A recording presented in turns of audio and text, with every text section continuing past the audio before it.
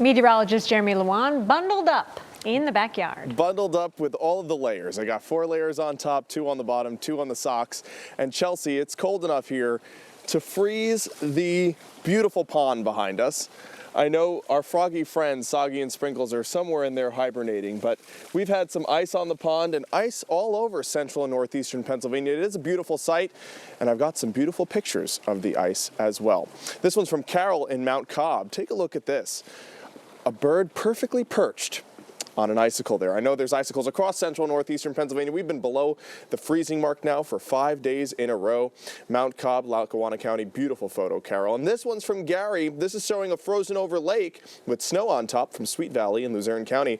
Great photo, and I know if you're going ice fishing like Gary said he was going, you want to make sure you check the ice thickness. If it's less than 2 inches, you're not wanting to go out on that ice. It could be too shallow of a layer of ice, and then it could crack and cause you to fall in. So you'll want it to be over 4 inches if you're ice fishing. You can always use an ice chisel or an ice screw if you're an ice climber to be able to determine the thickness of the ice. If you're going out with an ATV or a snowmobile, 5 to 6 inches of ice. A car or a small truck, 8 to 12 inches of ice.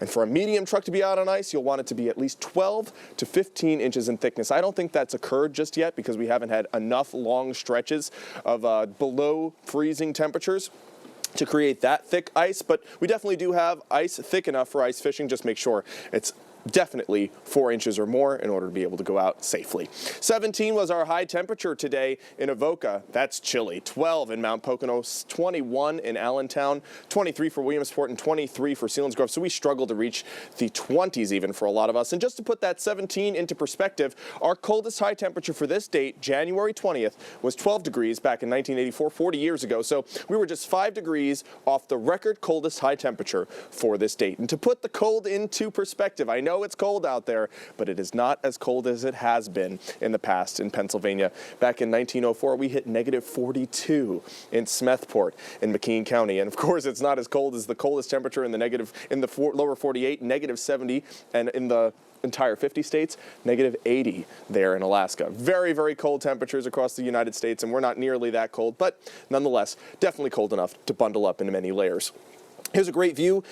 Blue Mountain, hopefully they're all bundled up coming down the mountain all night tonight.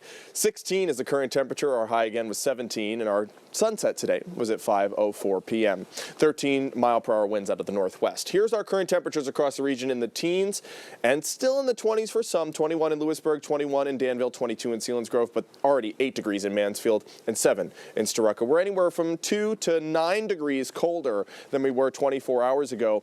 And temperatures across the greater Northeast, cold. 16 in Pittsburgh, 16 in Scranton, and 14 in Albany. Normally, Philly's a little bit warmer, but they're in the 20s as well today. We have a few flurries that are pushing into Susquehanna County, but I don't think they're reaching the ground. If anything, they're very fine flakes falling. And over the next few hours, we'll continue to remain mostly cloudy.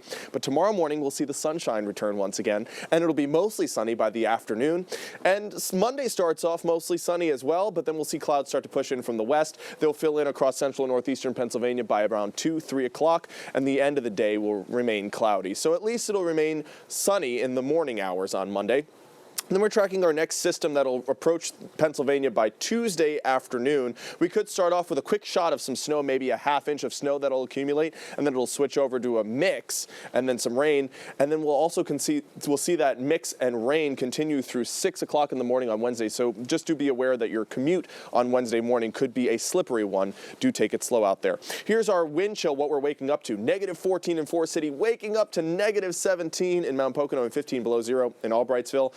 And Sunday, even though temperatures on the thermometer will read in the 20s, it will feel because of the added winds, like 12 in Scranton, like 12 in Wilkes-Barre, and like negative 2 in Montrose. Here's your 7-day forecast. The sunshine returns for tomorrow.